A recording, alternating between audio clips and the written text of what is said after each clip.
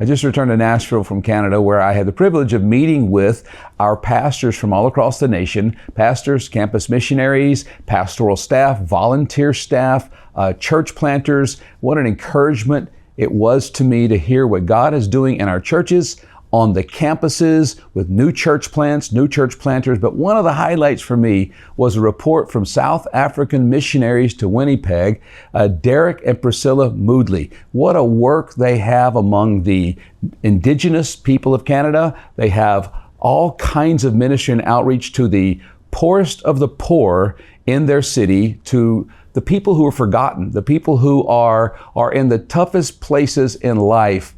In the way they serve and bring the gospel, bring the love of Christ and the gospel of Christ. There were few dry eyes in that audience among these leaders, hearing them, watching their videos and hearing, and the prayer time we had for all aspects of Canadian society was so encouraging. And we met right on the edge of a university campus. And again, it was tremendously encouraging. I'm grateful for our Canadian leaders and all that they are doing to bring the gospel to their nation, to the campuses and beyond. And when I think about Derek's report about how they're ministering to the poor and the needy in their city, I think about the Apostle Paul's words to the Galatian church in Galatians 2:10. You know, he's writing after the Jerusalem Council in Acts 15. And he's reached all these Gentiles, and now the elders and apostles gather to decide some really serious theological questions about salvation and sanctification. And they issue this mandate for Paul to take around to all the churches. And he recounts that in Galatians 2, and he says this in verse 10. He says, they told me what to do, and I got their approval, and they said, just make sure you remember the poor, the very thing I was already eager to do. And so Paul's admonition from the apostles and elders, yes, keep reaching the Gentiles. Don't worry about bringing the Jewish religious structure on them, but just make sure you remember the poor. And it's powerful that the apostle who was pioneering in new areas, in new people groups, he said, the very thing I was eager to do. And I trust that whether you're in campus ministry, cross-cultural missions, whether you're doing church planting in a developed world, in a developing world, in a rich city, in a poor city, wherever you're ministering, whatever you're doing, I hope, like the Apostle Paul said to the Galatians, I hope you are ministering to the poor as well, the very thing that he was eager, and I hope you're eager to do it. And as we're doing what we're called to do, we don't neglect the poor. And I'm privileged to have here in Nashville some dear friends, longtime friends from decades, who serve the most needy of the most needy in the world. It is great to have David and Caroline Webb with us here in Nashville, and they've been missionaries. You've been missionaries in Africa for... Since 96. Mm-hmm. 96. So yes. First Kenya, back to Washington, D.C., shout out to Grace Covenant Church, Amen. And Bishop Brett Fuller and all the Grace Covenant people. But and then back to Africa in 2001. Yeah, okay, in South Africa. And we had breakfast this morning with you guys and with my wife, Deborah, and one of my daughters-in-law, one of my grandsons, two of my sons. And as usual, when we meet with you guys, half of us are crying while you're talking. I don't know what it is about your stories, but we're not a real crying family. But you guys bring it out of us. Okay. And driving back to the office, just thinking about what you guys do. So beautiful. Talk to us about, how did you end up being missionaries? What are you doing? What is God doing? Great. Thank you so much, Pastor. So it all happened when we were young people. And my wife had and still has an incredible gift with young people, with children. And she knew it was part of her calling. But also she had a prophetic word that she was going to be in Africa. Now I, kind of a goof about, just went to Africa for fun when I was a young man and loved it. I said, I love Africa. I'm going to be in Africa the rest of my life. So I had a passion for Africa, went back to the States, got born again, met Caroline. So you went to Africa before? Yeah, as a single guy. Just as a holiday? No, as a Peace Corps type thing. Oh, wow, okay. For 2.5 years. And right out of university. That's right out of university. And then when I met Caroline, one night over, it wasn't even dinner. We were washing dishes at a friend's house, and I said, "Have you ever thought about being a missionary?" And she said, "Yeah." I said, "Oh, really? Where?" She said, Africa. I said, Africa? Africa? You want to be a missionary in Africa? I want to be a missionary in Africa. Anyway, the rest is So then the history. proposal came after that. Days later, no, not. But in that season, it took us a while, but we realized, oh my gosh, this is miraculous. We're called to the same thing. And her gift for children, and my gift really for administration, was what pulled us together to say, you know what? We could run children's homes. We could make this whole thing happen. And blessedly, Pastor, now Bishop Brett Fuller, listened to us and said, I'll send you to do that. Absolutely. And he did.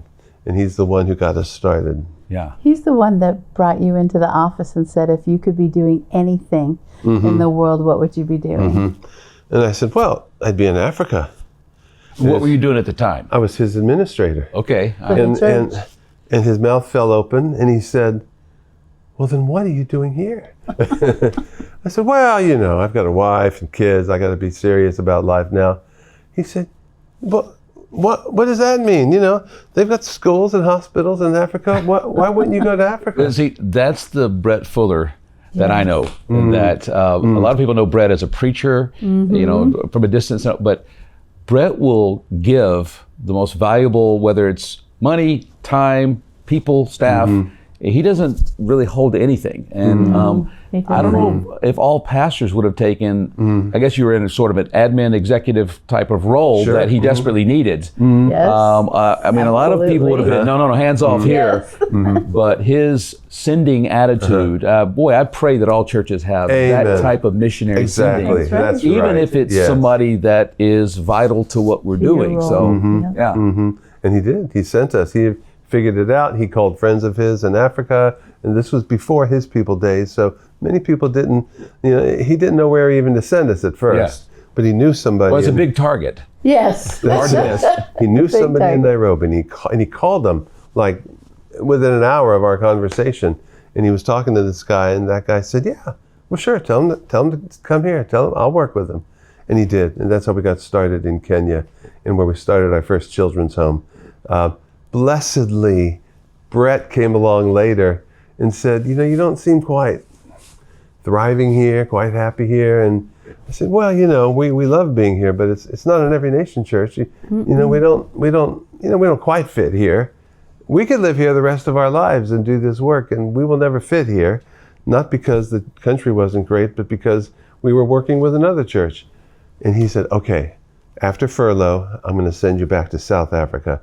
We're now working with His People churches, and he said, they are us. They think like us. They pray like us. They want to reach the young people like us.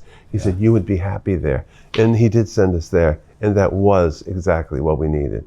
Caroline, what did you think from DC to Kenya, back to DC to South Africa? That's a lot of motion. It is a lot. But I just had a heart. When I first got saved, before I got... How old were you?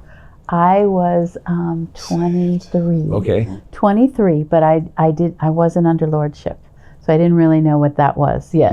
And I was living in Vermont. Okay. Very unreached state.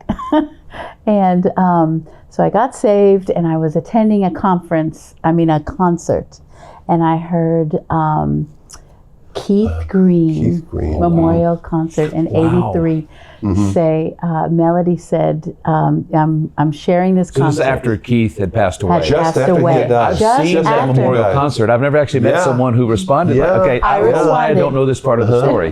So I was listening to that song where he says, Jesus commands you to go. Yeah. And it's very, touches my heart, because it's like you need a word to stay, not a word to go. And that was like a sword, and it went right in my heart. And I was like, God, I'll go. And I didn't even know I knew how to hear the voice of God. And I felt like God said, you're going to Africa. And so I was like, okay, I'm living in Vermont with most of the cows. I have no idea how I'm going to get there, but I will go if you get me there. And then later I went and joined Pastor Mark Koch's church in DC, and then Pastor Brett took over, and we had a really good relationship, but it wasn't home. We didn't feel like we were home. And even when we came back from Kenya, and it was good to be back again, but it didn't feel like home. It That's felt like we were waiting to go. We were ready to be launched, and where were we going to go? And I was very thankful when Pastor Brett said Johannesburg, South Africa. But originally, it was just Africa. Just so Africa. You didn't have anything any more specific, so you go to Kenya, but eventually land in Joburg, where I think we had met before, but we connected in Joburg, and the Joburg pastors and elders brag about you. They talk about you behind your backs all the time, about what pillars you are in the church. Simon and Roger, my good friends, and they just think the world of you. Your ministry, obviously, we'll get to that with Baby Haven and the Havens, creating homes for abandoned or children who are alone. But also just being elders in the church. It is, you know, in every nation, we self-define as a global family of churches. Yes. That's exactly And so right. we really believe we have an ecclesiology that everything's rooted in the church, and ministry flows out of that. And I really honor you guys for the way you Thank you. You do this as your ministry and calling, but it's all rooted in the local church, and and being great church members and serving the church, and yet doing this other ministry that's connected, but it's part of the church. We really felt like if we don't have it in the center of the church, then we're going to be a lone rider mission. And we didn't want that, because unless Jesus is the chief over this, and we can get the children into the church, then there won't be any real change in their lives. They won't have discipleship. They won't have the knowledge of God. So we always felt that way. Absolutely, strongly. Okay, this morning we talked about a lot of the challenges. Let's leave that aside for a minute and just talk to me, let everybody who's watching this hear, how did Baby Haven start? What is Baby Haven, Child Haven, and all the other havens that you've created? What is it? How did it start? How has it grown? Let's talk about that. That sounds great. Can I say one thing? Please, go ahead. You were at Pastor Brett's church. That's right. The Sunday that we were sent out to go to Joburg, and you prophesied over us. That doesn't happen very often. I vaguely remember this moment. You prophesied over us. You said, this is going to be different than Kenya. Kenya was a quick, and it did. But he said, you're going to be building for the generations. It's going to take a long time, and you're going to be building for the generations. And for us, we have held that in our hearts. Absolutely. Knowing that so there will be sweat and tears. This is not going to be fast, but you're building for the generations. When you think about generations, okay, so it seemed like I heard you guys maybe a year or two ago, you met one of your original babies. Oh, yes. Who's now... baby Grace. Because we talk about generations. You've been at this so long that now some of these they're adults. That's right. Sure. Yeah. So the first baby wasn't a baby that came into our home. It was a child of ours that we now call our own. It's our daughter, Ayanda. And we were planning to take in babies. We had a social worker call and say, but I have a little girl right now. I have to have a place for her tonight. Can you take a little girl? And we Tonight. Tonight. And I turned to Caroline and I said, can we take a little girl? And I started crying. We said, well, of course we can. Of course we can. So we did. We took this little girl. How old her was name she? is Ayanda. 7 years old. And Ayanda means one of many. And we found out later. That's a good start. So she was one of many. She came. She immediately moved into my daughter's room. She became part of the family. We later adopted her. But then 3 months later, we had our first child that came as part of the program, the Baby Haven, the first Baby Haven child. It was the first day of African spring, and we got a call that a baby had been found in a trash can outside of a clinic. So we said, of course. So we'll take that child. But this child she was like this is now just in your home. Bring them in your home. Still. You didn't have the houses yet. No. This baby was like a frozen chicken. They said they didn't expect her to live. They said she should die. They wrapped her up in a blanket, put her next to the heater, and wanted to see if she would survive. She did. Newborn. Newborn. Cords still on everything. And when they brought her to us, she didn't have a name, of course.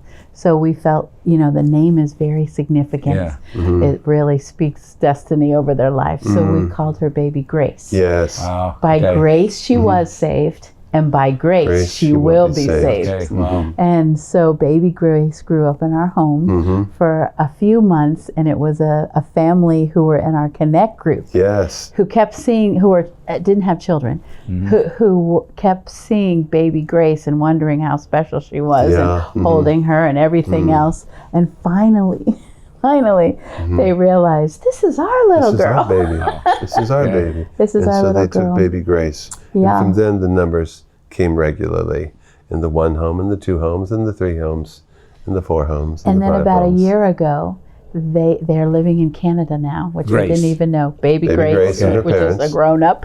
Yes. And they had adopted another one from us too, From a us. little boy. But they came to visit us at Joburg at church. At church and on they the came Sunday. up to us afterwards, and of course we noticed the mom and the dad. And then they said, "This is Grace." Wow. And You didn't she's recognize her when she walked in. So she was adopted out when she was a month older. And they moved away to the Eastern Cape. What So happened we to you? didn't- What did you do? She's an absolutely gorgeous woman. I about young woman started of to God. cry. Oh my gosh. And the brother, who also was adopted from us, was kind of, acting like a brother. He was like, what are we doing here at church? And so I went up and set him down and talked to him. And I said, no, you don't remember me, but believe it or not, you lived in my home when you first were born. And we were the ones who took you to your parents. And he was just like, what? That is the weirdest story I've ever heard. And But I these were like- abandoned Yes. children. These ones Both were of them abandoned. Yeah, utterly abandoned. Yeah. Yeah, so Steve, that's I what we always like- prayed for. We said, God, give us the kids that absolutely nobody wants. Give us kids that have no options. I mean, it's fine. We have some kids who are hopefully en route back to their natural families. But, Father, give us the ones that nobody wants. And most of our kids have been kids that were utterly abandoned. And see, because he's the father of the fatherless. So we wanted to rejoice over them. We Amen. wanted to bring them in. You bet. Thank God for them. Yes, And everything yes. else. So you've adopted 2 of those, you said. Yes. I mean, I've met them. 2 of I knew those. that. But today you said that a 3rd one adopted you. I was a little confused with that. So you have 7 children, 2 of those are adopted, and you said we have an 8th who adopted us. How does That's right. how does a child adopting parents work? This is a new one for me. Is this a part of the Baby Haven program? No. Okay. It just happened. Okay, explain that one. When we first arrived in South Africa, we volunteered for a season at another children's home. Okay. By the way, this is a great way to get started with a children's home. Go serve somebody else. Yeah. And that's what we did. We Yeah. served another children's home. Yes. We met this young man. We formed a relationship. He began to spend weekends at our house, and this went on for years and years. But he was 14 when we met When him. we met Okay. him, yeah. Older. But then when he was 28, he said that he came to us and said, I've been asking God why he would put me in the world without parents. I told him, this is too hard, this is wrong. And he said, I heard God answer me. He said, but I gave you David and Caroline. And he said, so anyway, he said, I've come to tell you you're my parents. Okay. We said, great. We thought so. Absolutely. We might want to edit that out because you're going to get flooded with people who are going to come and say, you're my parents now. I don't know if you want this going out. You guys may have a few hundred by the time this, had a few by the time this is dozen, over. but, Yeah. Baby Haven was in our house for 7 years. Yeah. And it was in 2010 that we were able, with Bishop Brett's help, to Yes. buy a home. First home. A first home. Okay, for you're our bringing kids. these kids in your home. How old are your kids during that time? Okay. Okay. 15, no. Let's see, we're Okay. 11. 12. Okay. 12 down to 3. Yeah. Okay. 12 to 3, and we start taking in the babies. Well, first Ayanda, who was Yeah. 7, and slot right in there, and then all the babies. And we fostered them for 100. We fostered 100 babies 100 children in that in our in home those during 7 that years. time. Once I counted them, and I said, "There's 99." I said, "That's so uneven. I want 100." And and we were finished fostering at that point. And then I had a call from a lawyer who said, I need to get a child into your local courts to finish this adoption. Would you consider fostering this child? I said, yes. It was one of our kids child. anyway. Yeah. And so we did. So we Back got in our our 100 house. children. how many children have you talked about in your book? I think you talked in your book. No, in We Go. And We Go. The chapter We Yes. Go. Your book. If you haven't read We Go, there's one chapter is the shortened story of David and Caroline. All right, Okay. make sure you get We Go. We Go. Absolutely. But so it wasn't your book; it was the We Go book, because you talk about forever families. Yes. Talk about that, and how many have Wow. you? So you fostered 100, so fostered went 100. back to their birth families or to relatives, Or but forever. others you've adopted. You've found forever families. Yes. Yes. So talk So- about that. How many of those are there? Where are they? How does that work? 260 children have found their forever families Through the Havens. through the Havens. Some of them back to their natural families, Okay. a relative or Not a something, lot, but some. but some, and the rest they're forever adopted families. They're adopted. There's just a few cases where children aged out, and they, that we help them move on into the next stage of their life. But most of Seems them like were I adoptions. seems like I met some of those at Rosebank. I'm sure you did. Oh, you could. many Yeah, of them there's attend the several. Rosebank. Or at Many. least they were introduced as Baby Haven, but they were like Yes. college age. Yes, Yes, I remember that's reading some of right. these. That's right. Absolutely. It's been Yeah. 24 years now. 23, 24. Yeah, 2003. Yeah, 2003, They yes. want, on the mission field, once it gets past 20 years, it's all the same. I It's know. all the same. That's All It right. blends together. So we have 8 children's homes. We call them havens. Yes. Well, there's one in Pretoria with the Every Nation Pretoria Church, Yeah. and there's 7 in Joburg. So 3 of them are clustered together, and those are where our older children are.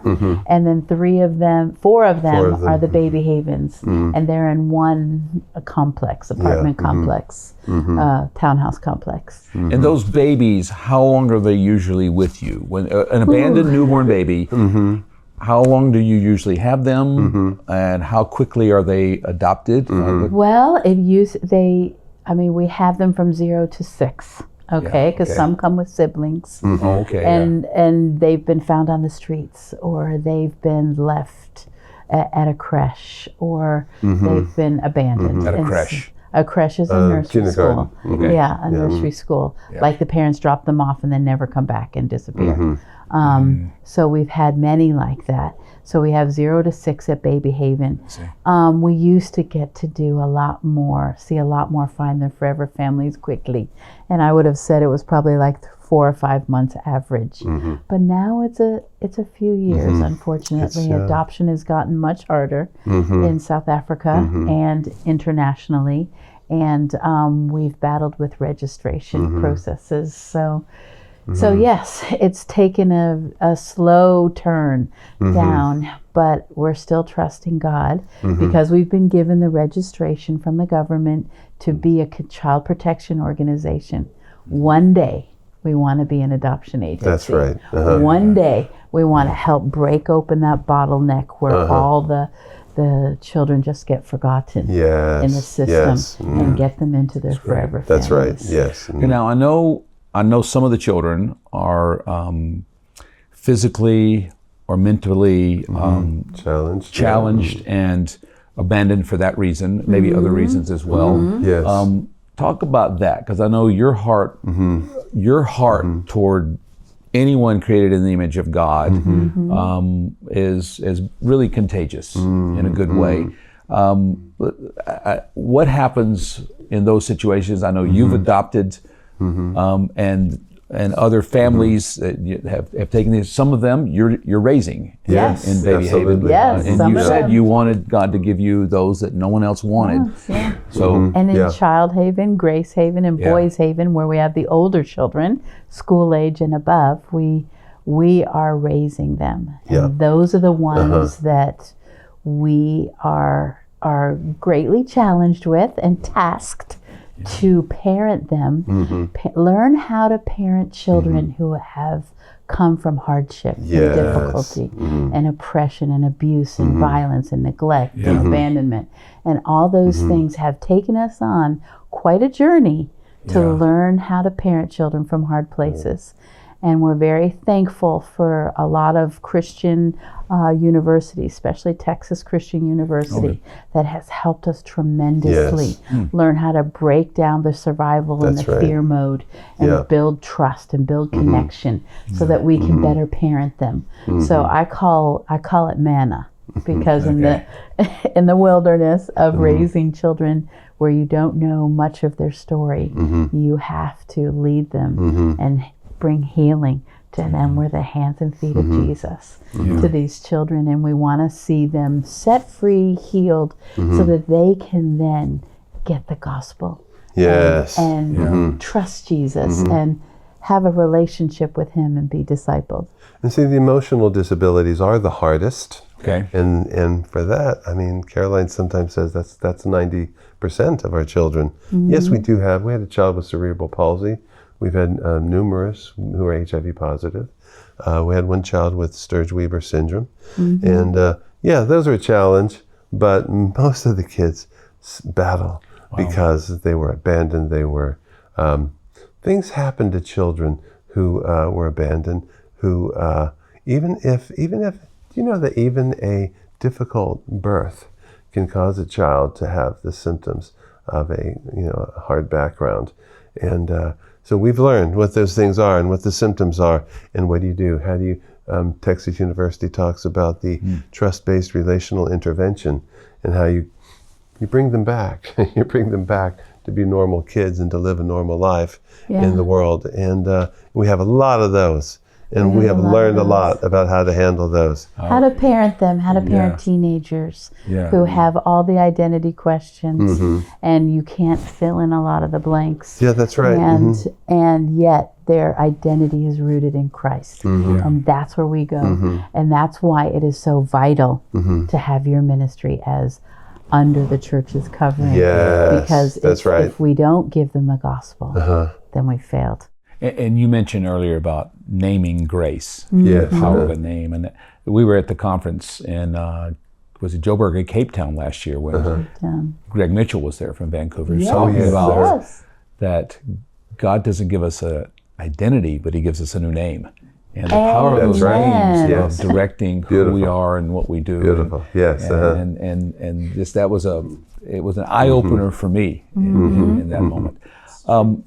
How did, now, as you know, you were with a couple of my sons today, like yours, blue passports, but not really the mindset of the typical American kid growing up. So ours were born and raised in the Philippines. Zach, who was with us this morning, your fifth, was born in Kenya, and then lived in the U.S. a little while, and then most of his life, and he sounds like a South African, and was a top rugby player, so that that makes him South African, or a Kiwi, or an Aussie, or something. Springbok. Not much of an American. But you've seen, I'm sure, we've seen so many of missionary kids the age of our kids. Certainly not all of them, but enough of them that resented growing up with a missionary family for various reasons. What did you do? Because I've met all of your kids, including the adopted ones. I don't know if I met the one who adopted you, but I've met the other ones. And they all seem just amazing. Thank you. Successful, independent in a good way. Yes. Love each other, love their family, love the Lord. It's true. And not that everybody has struggles, so nobody's perfect. But what did you guys do? Because I know it's the Lord, okay? So let's just say it's the Lord. Yes, it's the Lord. But he works through parents, obviously. So what would you say to people who are raising kids in ministry and or on the mission fields? I think you've got something. Well, two things. One is that something we learned from the Baptist missionaries. Okay. The Baptist missionaries. They've been doing it a long time. They've been doing this a very long time. And they've learned a lot. One of the things they told us is never send a teenager to the mission field. Never take a teenager off the mission field. wise. They will never recover. So that's one of their policies in their ministry. So when our son was turning, you need to, if you're going to the mission field, go either before they're teenagers or wait until they're out of college and go. Mm-hmm. And if you're there having a hard time, stay there for their sake until they graduate from high school. That's right. That's wisdom. So when our oldest son, John, turned 11, we said, we got to go now. We got to go. It's time. We're going to go. Yeah. And you know what? He did battle a little bit. He was like, I can't believe, you've taken me away from all my friends and the cousins. And I don't know. I don't know when it faded, but for him and for all the kids, it just faded quickly. They just, I don't know. I feel like when God called us as missionaries, He didn't just call David and I. There you go. He called the family. Called and if every He one called of the them. family, then it's going to be family ministry. So thankfully, it's babies. Bringing them into the house. Every one of our children changed nappies, put them in the car chairs, held Yes, they babies, did. fed them Yes, at they night did. at times. Shared rooms with them. Shared rooms. Yes. We did ministry together. Yes, we did. And so it wasn't like mom and dad go off and do something. Right. We're doing ministry together. And yes, it changed shape and took on new different aspects in different seasons. And there was a season when Baby Haven had to move out of our house because it was really too hard much. on the family.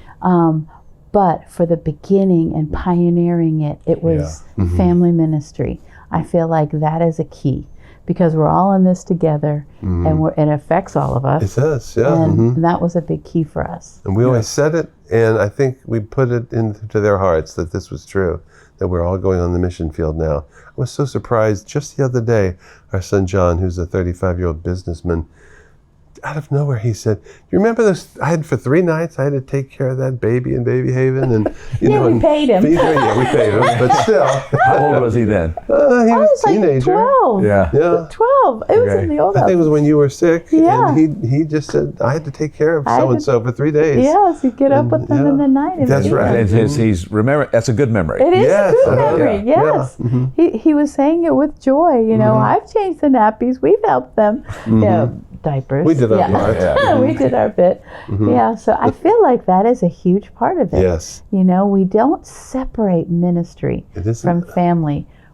In any part of our life, we've got to figure out how to do ministry with your family, with your kids. Okay, 2 more questions. Yeah. Okay. All right. Fire. What's been the most difficult part of what you do? Of being missionaries, being ministers, serving the vulnerable children? What's been the toughest part? Oh, I can answer that for Okay. me. You answer and then I'll answer. Because sometimes we give great missionary stories, Yeah. and people have this idealistic view of, So it's going to be great. Yeah. but No, it's not always easy. it isn't always Not at all. easy. Not at all. There was a season when our oldest ones, John, were teenagers. And I found it very easy to take care of babies. Okay. It was very difficult to figure out my son, who was a teenager and irritable. Yeah. And I remember... You're being redundant. Teenagers. Yeah, there we go. Teenage son. And I remember him challenging me one night saying, Mom, it is easier for you to go take care of the babies than it is to figure me out. And it just was like a sword in my heart. I didn't want to lose my son over the ministry. I didn't want to prefer the ministry over him. And he challenged me. I mean, practically, I got a lot of pride in taking care of the babies. And so many people would say, oh, how wonderful you are for doing this and all of that. And I got full of pride. And I think the Lord allowed me to be humbled so that I could learn to focus now on my family. And David, thankfully, in that season, with Pastor Brett, believed God for the money to buy the first Baby Haven so that they could get it out of our family, because it was, I was challenged with boundaries. I'm a people person. I love action and adventure. And, I was not good with boundaries. My family needed boundaries. My marriage needed boundaries. And so that was a very difficult season for me. But I was so thankful for godly men and women that would speak into my life. Yeah, it's great. David? Now for me, it was first I thought it was going to be leaving friends and family behind in the States. And I remember praying just before we moved to South Africa. I said, Lord, I have great friends. I have world-class friends. I have long-term friends here in the States. I'm going to miss them so much. And the Lord spoke to me, said, you haven't met your best friends yet. They're in Africa. Like, yes, thank you, Jesus. And that turned out I know you're Africa's best friend. Yes, you do. Well done. That turned out to be absolutely true. And even leaving family behind, I'd forgotten this, but before I left the States, I prayed, said, God, my parents were elderly. I said, Lord, I'd love to be there when my mom dies. And I'd forgotten. I prayed that prayer. I forgot it completely.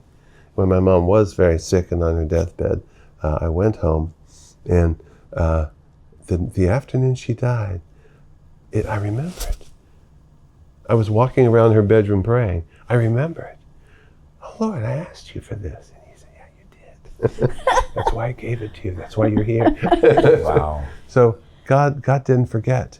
No. Same with your mother. Same thing. My mom lived alone, and she was quite sickly, and then she got well enough to come for our son's wedding. And she ended up staying 4 months and passing in our home. Passed away in our home. I remember. And Yeah. I am so thankful because she lived alone. I'm a nurse. I wanted to be there for her. And our whole family was around her. And it was really a blessing. Yeah. Okay, what's the But then what it turned out being, Yeah. that ended up not being a hard thing. Family and friends left behind. For me, it was the people, and this is mostly like sort of in government situations, who were convinced that we had come there for some self-serving motive. I mean, how many times somebody said that you must be selling babies because we don't know why you're doing this, and we don't know how you're so successful. So clearly you're doing something illegal in the background. And I thought, what? I came here to do something good, something that benefits this nation. And there was accusation, and people were suspicious. And well, you couldn't. You just left America behind just to come here and do something good. That offended me, and it took me a long time to get over it, and to learn not to be an angry man about it, and to learn to be a forgiving guy. And that was part of what God wanted, of course, was to teach me to be a forgiving person in the face of accusation. And we went deep on that this morning, of the injustice, the pain of untrue, not even remotely, not partially true, but just completely not true things that people do, knowing they're not true, out of whatever motive. It's hard to even understand it. And you guys have been through that for years of accusations, and then once that person makes it, that person may have forgotten it. They move on, and then it just becomes this thing. You end up, and that's a lot of ministry. That's what you guys do. Probably there's not a pastor or campus missionary or cross-culture missionary listening to this conversation who hasn't, at some level, had an accusation, either verbal or on now social media, or somehow, and then it's a head scratcher. Why would people say these things that aren't even, with you guys, what you're doing, that was, and listening to you this morning talking about that, just the one, feeling your pain on that, like, wow, but then also the forgiveness. And God uses those things to shape us and to expose things. And as we were talking about that this morning. But before we go, we talked about the tough times, and that's just reality. That's life. That's life in ministry. That's life on the mission field. That's really life, no matter what you're doing. What's been the highlight? That's easy One for me. highlight. What's when you think about it? Families that go to the mission field often end up being incredibly close. Much closer than people who, stay back in home in the States. And I often puzzled at how close our family was. But do you know, Steve, your wife, Deborah told me to go read a book years ago. Third culture kid? Third culture Okay. child. Oh, yeah. I wish we had found that earlier than we did. Yes, I bet. But that is a great book. It tells you what happens when you raise your children not to be your home culture or your adopted culture, They become something in between. Mm-hmm. But one thing about those kids is that they tend to be extremely close to their parents because they relate more to their parents than to either the people they left behind or the ones they went to. True. And so they end up just being close to their parents. And that's been true for us. Yeah. And that's been a great blessing. And it's obvious. Anybody who knows you and sees you around your kids, Yes. all 8 of them, Yeah. or 1 or 2 at a time, or it's obvious what you just said. It's clear to anybody. Beautiful. Yeah. Beautiful. Amen. Biggest blessings. I just thank God that being on the mission field, having to raise our partnership for 20 whatever years, I'm so thankful to be living in faith. I just love the challenge and love the seeing God come through over and over and over again.